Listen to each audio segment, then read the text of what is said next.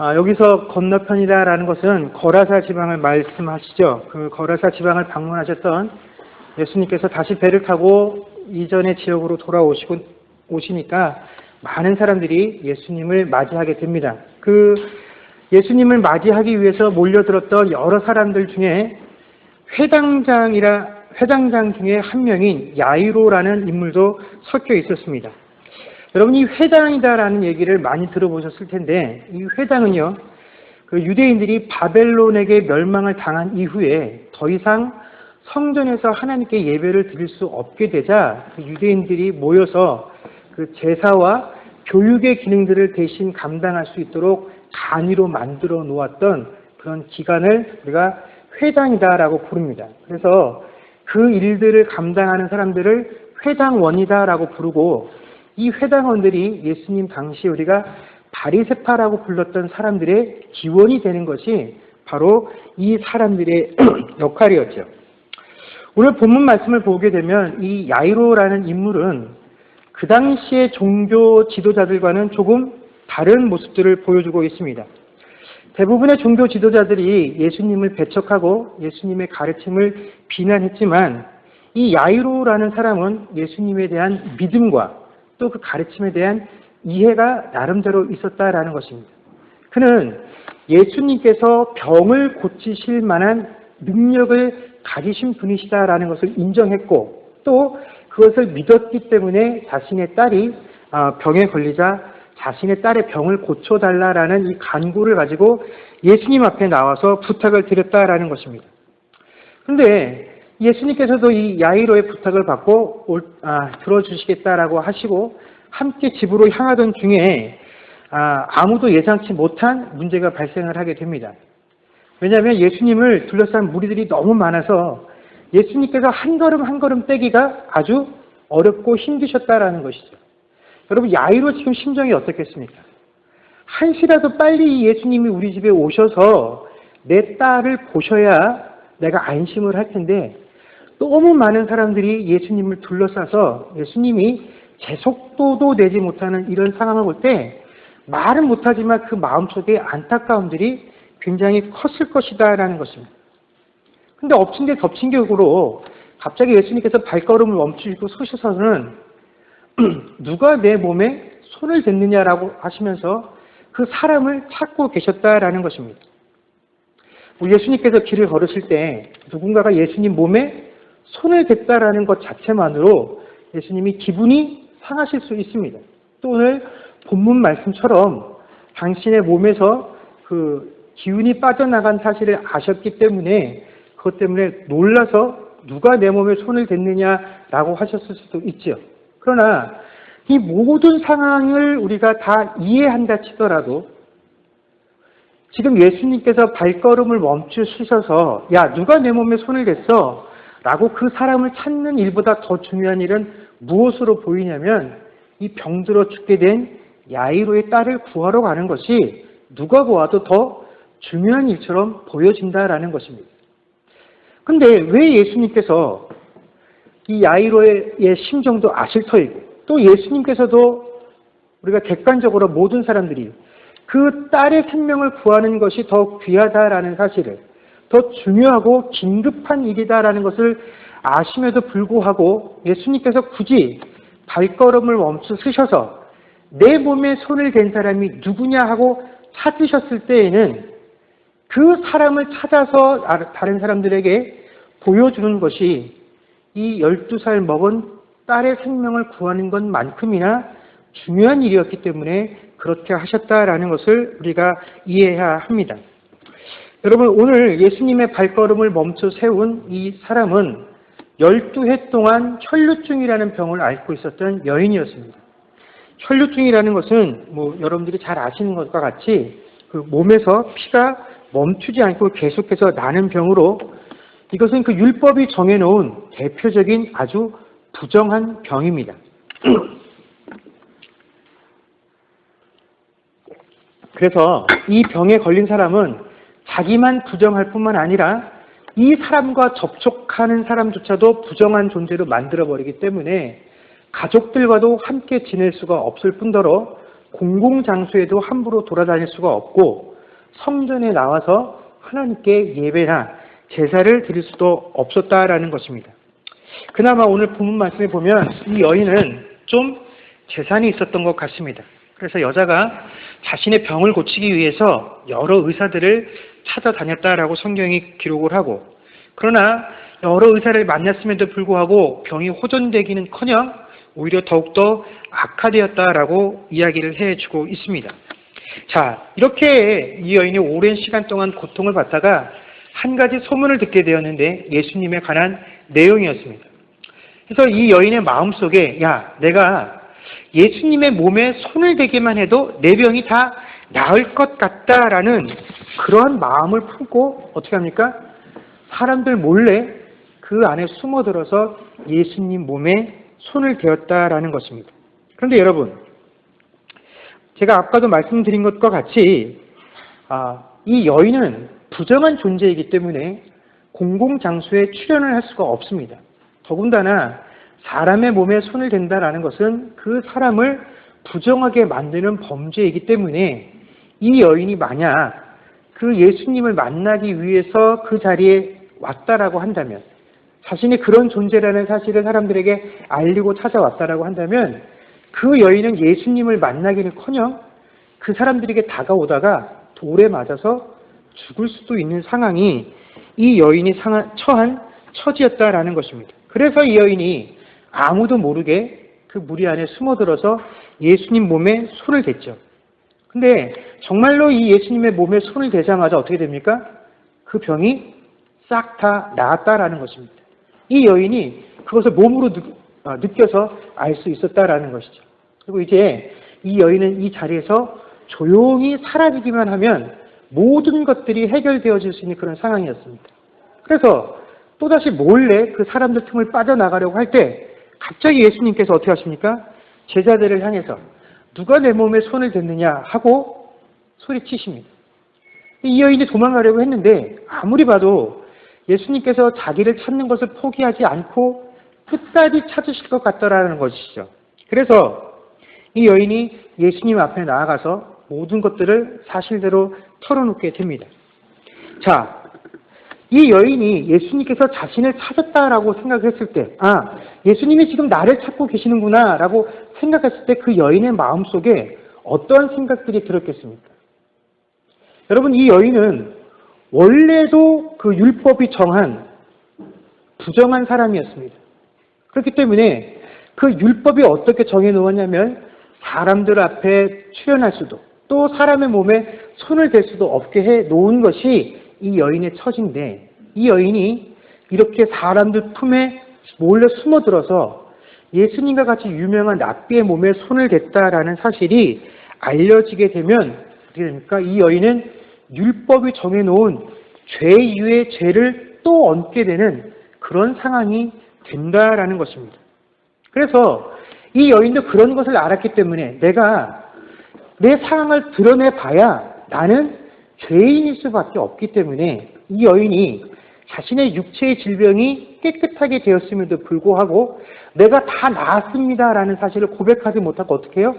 몰래 숨어서 또 그 자리를 벗어나려 했던 것입니다. 그런데 예수님께서 자신을 이렇게 많은 사람들 우리 앞에 세워놓았으니 이것은 십중팔구 예수님이 나를 책망하려 하심이로구나 라는 심정으로 이 여인이 예수님 앞에 무릎을 꿇었을 것입니다. 그런데 예수님의 대답은 정반대죠. 34절에 예수님께서 그 여인을 향해서 뭐라고 말씀하시냐면, 예수께서 이르시되 딸아 내 믿음이 너를 구원하였으니 평안히 가라, 내 병에서 놓여 건강할지어다 라고 말씀을 해 주셨습니다. 여러분, 이 여인은 자신의 행한 일로 인해서 책망을 받기는커녕 예수님께 칭찬을 받게 되죠. 그것도 그 칭찬의 내용이 뭐냐면 그 여인의 믿음에 관한 것들이었다라는 것입니다. 자, 그래서 우리는 이 여인의 믿음에 관심을 갖게 됩니다. 도대체 이 여인의 믿음이 뭐였기 때문에 이 여인이 자신의 병도 낫고 또 구원을 받으며 예수님께 칭찬을 받게 되었나. 그래서 많은 사람들이 이 여인의 믿음이 도대체 어떤 것이었나, 그 믿음의 특징을 찾다가 찾아낸 결론이 뭐냐면 그녀의 열심과 간절함이 바로 그 믿음의 핵심이었다라고 이해를 하기 시작합니다. 자, 옷만 만져도 내 병이 나을 것 같다라는 이 간절함. 많은 무리가 예수님을 둘러싸고 또 율법이 이것을 금하고 있음에도 불구하고 그 무리를 뚫고 나와서 예수님의 몸에 손을 내가 꼭 대고야 말겠다라는 이 여인의 의지와 열심이 바로 그 여인의 병을 낫게 한 믿음이다라고 부른다라는 것입니다. 그래서 우리가 이 여인처럼 간절한 믿음과 열심들을 가지고 예수님 앞에 나오면 어떠한 어려움을 뚫고 나오기만 하면 예수님께서 우리의 모든 어려움을 들어주십니다. 라고 이 믿음을 결론 짓습니다. 그런데 여러분, 과연 이 여인처럼 간절함들과 열심과 꼭 예수님 앞에 나오겠다라는 의지만 있으면 여러분 그것들로 여러분들의 모든 어려움들이 해결되어지십니까? 현실은 그렇지 않다라는 것입니다. 여러분 우리 주변을 보게 되면 똑같은 문제와 똑같은 어려움들을 가지고 똑같은 열심과 간절함으로 기도하는 지체들이 있습니다. 그런데 어떤 사람은 그 기도와 간구에 대해서 그 사람이 원하는 답을 얻는가 하면 또 어떤 사람은 아무리 간절히 구했음에도 불구하고 자신이 원하는 것을 얻지 못하고 돌아가게 된다라는 것입니다. 그런데 많은 사람들이 자신이 원하는 대로 받지 못하는 사람들의 믿음을 어떻게 판단을 내리냐면 봐라, 저 사람은 어찌되었든지 간에 기도하고 간구했더니 이렇게 답을 얻었는데 너는 얻지 못했다라고 한다면 너는 무엇인가 분명 보이지 않는 부족함이 있었기 때문에 저 사람보다 뭔가 그래도 열심히 부족했기 때문에 너는 원하는 것을 얻지 못했다라고 판단을 내리게 된다라는 것입니다. 근데 여러분, 만약 우리들이 생각하는 것처럼 우리가 하나님 앞에 무언가 내가 원하고 간구하는 것들을 얻어낼 수 있는 믿음이 정말로 사람들의 열심과 간절함과 그 의지에 의해서 결정이 되어지는 것이다라고 한다면 누구라도 똑같은 열심을 가지고 누구라도 똑같은 간절함들을 가지고 하나님께 기도하고 간구한다면 모든 사람들은 다 어떻게 됩니까? 동일한 결과를 얻어야만 합니다. 자, 어떤 사람이 열심히 기도해서 병을 고쳤다라고 한다면 누구라도 열심히 기도하면 병을 고침받아야 한다라는 것입니다. 예를 들어서 어떤 사람이 큰 병에 걸렸는데 내가 40일 금식을 했더니 이 병을 나았어 라고 얘기를 하려면 여러분 40일 금식 기도한 사람은 어떠한 병이라도 다 나아야 합니다. 그래야 내가 40일 금식 기도를 해서 이 병이 나았다라고 말할 수 있는 것이죠. 그런데 여러분 결코 그런 것이 아니다라는 것입니다.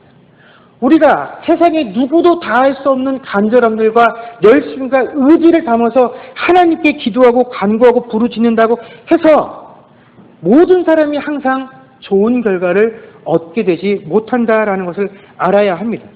여러분 사실 이 여인의 행동은 우리가 믿음이라고 부를 수 있을 만한 것이 없습니다.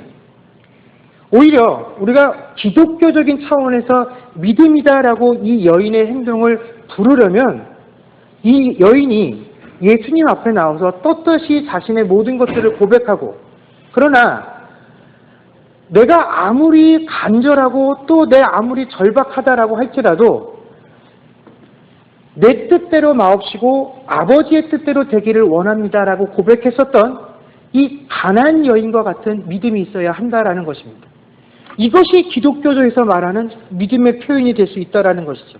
그러나 오늘 본문 여인을 보게 되면 예수님과 어떠한 인격적인 관계도 없습니다. 그냥 자기 마음에 내가 예수님 몸에 손을 대면 내 병이 나을 것만 같아.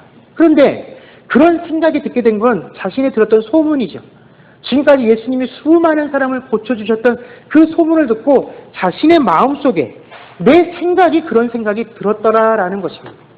여러분 이것은 그냥 일종의 미신과 같이 자신의 생각과 자신의 의지를 따라서 한 행동이지 결코 우리 기독교에서 말하는 믿음에 대한 결과다라고 이야기할 수 없습니다.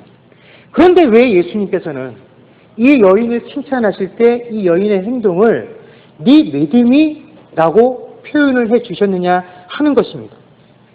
자, 여러분 우리는 이 믿음이다라는 것을 생각할 때 자꾸 이 믿음의 기원과 주체를 사람에게서 찾으려고 합니다. 왜냐하면 그것이 쉽기 때문에 그렇습니다. 저 사람처럼만 하면 나도 뭔가를 얻을 수 있다라는 기대를 갖기 때문에 자꾸 사람에게서 뭔가 기준과 원칙을 찾으려 하죠. 그러나 여러분, 믿음은 사람에게로부터 출발하는 것이 아니라 하나님께로부터 출발하는 것이고, 믿음은 그렇기 때문에 하나님께서 우리에게 주시는 은혜요 선물인 것입니다. 앞에서도 말씀드린 것과 같이 이 여인은 사람들이 다 이해할 수 없는 육체적이고 심적인 고통과 상실감을 가지고 살아가던 사람이었습니다. 그는 율법으로 정죄를 받은 사람이었죠, 이미. 게다가 자신의 병을 고침받기 위해서 그는 죄 이후에 또다시 죄를 얻는 그런 행동을 하고야 말았다라는 것입니다. 그렇기 때문에 사람들 앞에서 자신의 행동이 정당하다라고 인정받고 용서받을 수 없는 것, 이것이 바로 이 여인의 마음이었다라는 것입니다. 그래서 병은 고침을 받았음에도 불구하고 이 여인의 마음속에 남는 건 뭡니까? 죄책감이었다라는 것입니다. 그런데 여러분, 이런 마음을 가지고서는 아무리 자신의 육신의 병이 나았어도 누구에게 가서 내 병이 나았습니다라고 떳떳하게 말할 수 없다라는 것입니다.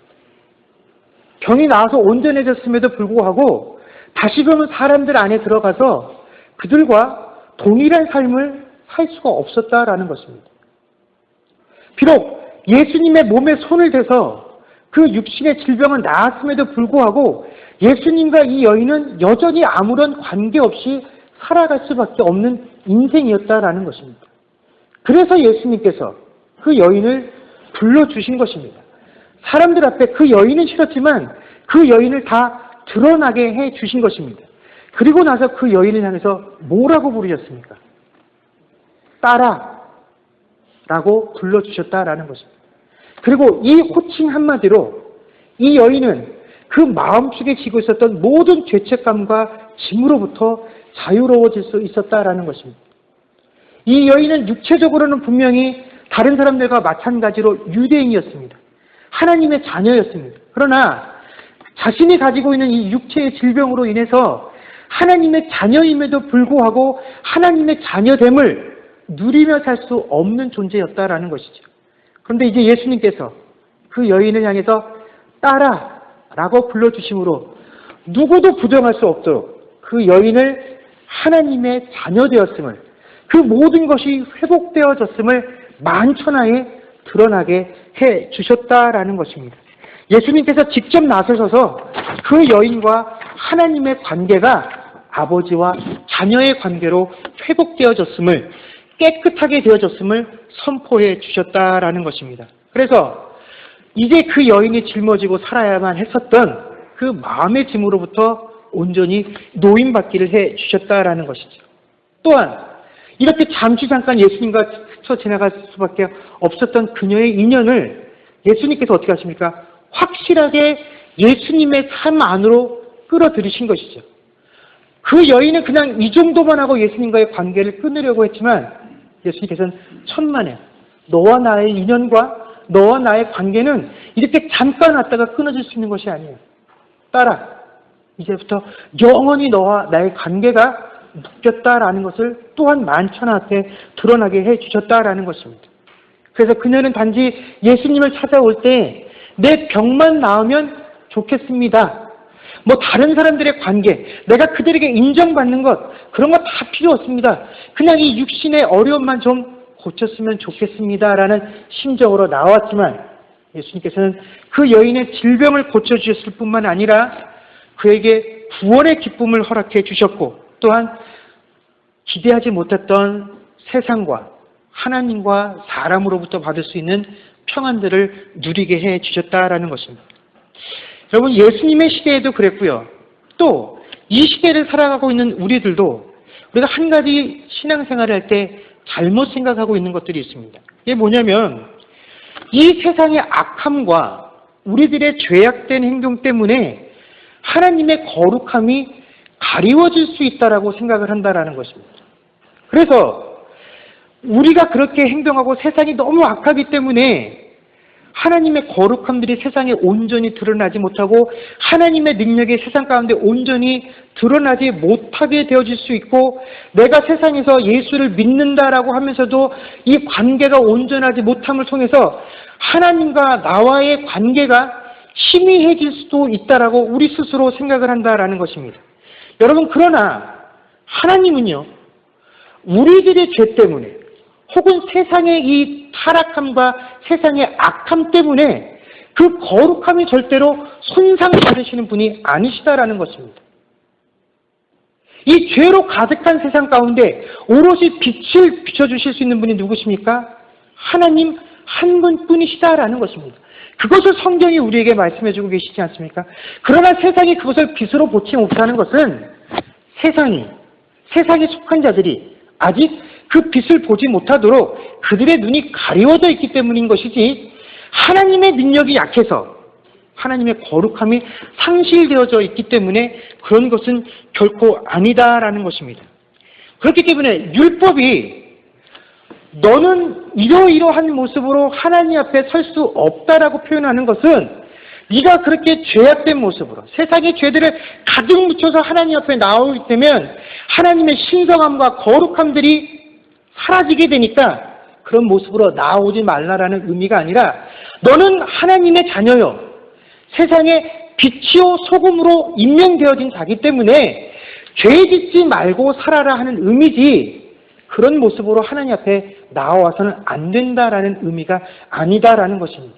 그러니 우리가 세상을 향해서 야, 어떻게 너같이 더럽고 추한 존재가 하나님 앞에 함부로 나오려고 하느냐, 그럴 수 없다라는 것입니다.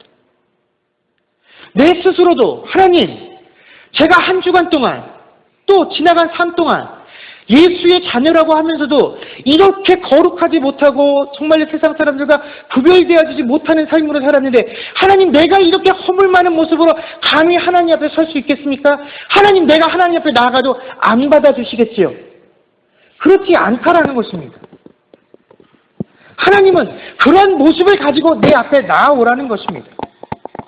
그 거룩하지 못한 모습, 세상의 것으로 가득 찬 모습, 너희 스스로도 죄 지었다라고 하는 그 모습 가지고 내 앞에 서서 내 거룩함으로 다시금 그 거룩함을 회복하라고. 내가 나로는 안 되기 때문에 하나님, 내가 하나님 앞에 서기를 원합니다. 하나님을 통해서 이 문제를 해결한 받기를 원합니다 라고 고백할 수 있는 것, 이것이 바로 믿음이다라고 말씀하시는 것입니다. 그래서 예수님께서 그 여인의 모습을 자신은 그런 신학적인 기반 속에서 그것들을 생각하고 나온 것이 아니다라고 할지라도, 그래, 내가 예수님 몸에 손을 대기만 해도 그것 하나만 보시고, 그래, 그것이 믿음이다.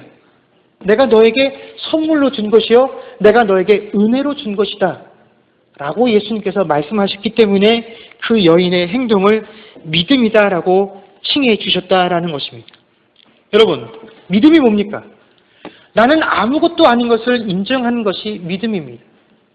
내 힘으로는 아무것도 할 수 없음을 고백하는 것이 믿음입니다. 그렇기 때문에 하나님만 의지합니다, 하나님만 붙잡기를 원합니다 라고 할 수 있는 것, 그리고 실제로 그렇게 살아가는 것, 여러분, 그것이 믿음이다라는 것입니다.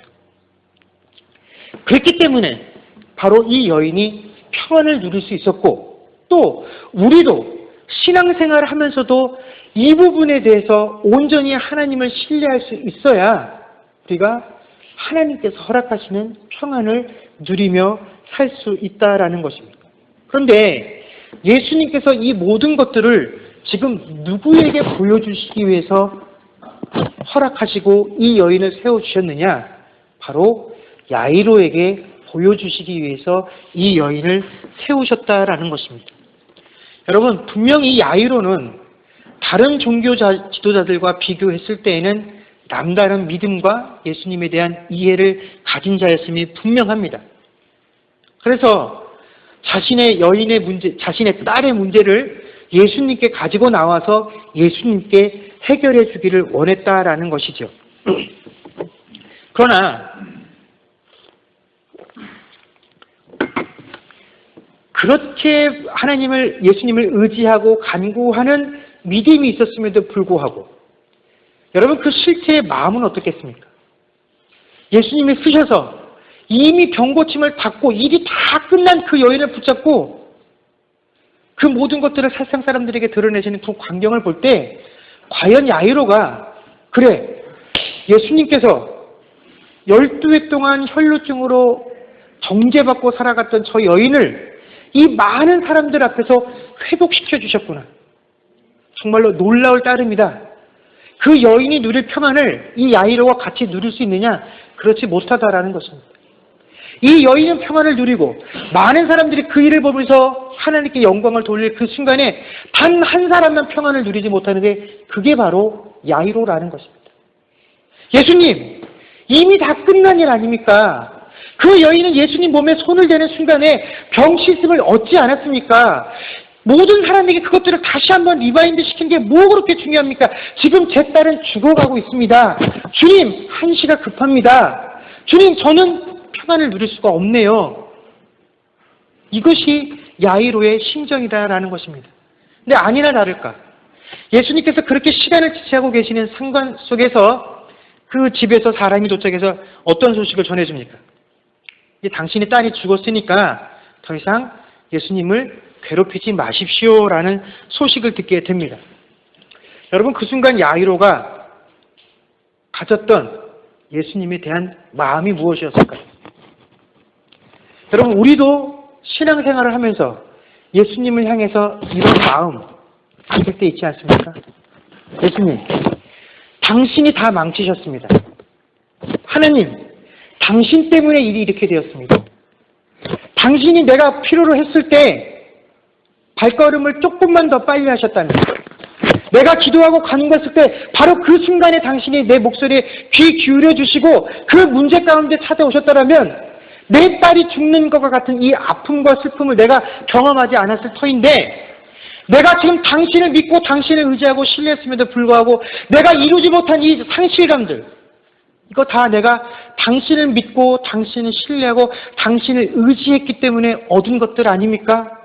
하고 우리가 하나님을 향해서, 주님을 향해서 원망하는 마음 갖게 된다라는 것입니다. 그러나 예수님께서 왜 이 순간에 굳이 그 여인을 세우시고 야이로의 집으로 향하는 그 발걸음을 지체하셨느냐?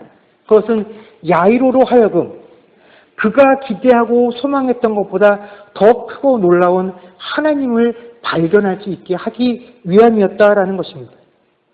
여러분, 야이로가 가지고 있었던 그의 인식과 믿음의 한계는 병든 자를 고쳐줄 수 있는 예수님이었습니다. 그러나 오늘 이 예수님께서 야이로에게 보여주시고자 하셨던 하나님의 모습은 아니 병 고치는 자가 아니라 나는 삶과 죽음과 생명을 관장하는 그 여호와 하나님이신 것을 이 야이로에게 보여주시고 야이로로 하여금 깨닫기를 원하셨기 때문에 그렇다라는 것입니다. 그래, 네가 네 딸의 문제를 가지고 나를 찾아올 수 있는 그 열심이 있었지만 내가 원하는 것은 그 열심이 아니야. 나는 그 열심의 틀과 한계를 넘어서서 네가 구원을 얻기를 원하고 모든 것들을 나에게 맡길 수 있는 그런 믿음의 단계로 들어오기를 원해 하셨기 때문에 일부러 지체하셨고 일부러 야이로로 하여금 자신의 딸이 죽었다라는 이야기를 듣게 만드셨다라는 것입니다.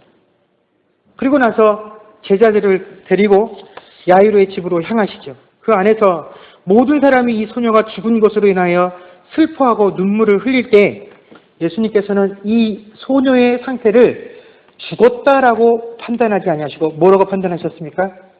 잠잔다라고 판단을 하셨다라는 것입니다. 그래서 이 소녀를 일으킬 때에도 살아나라라고 명령하신 것이 아니라 잠든 사람들을 깨울 때 하는 일어나라, 달리다고입니다라는 표현으로 그 소녀를 깨우셨다라는 것입니다. 여러분 이것은 무엇을 의미합니까?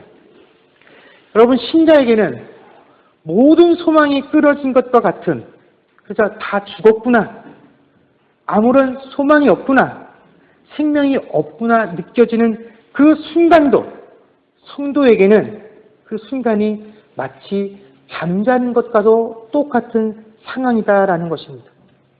여러분, 성도에게 아무리 절망스러운 상황이 생긴다 할지라도 그것이 주님과 연결되어 있다라고만 한다면 여러분, 그것은 잠시 잠을 자는 것과 똑같은 것입니다.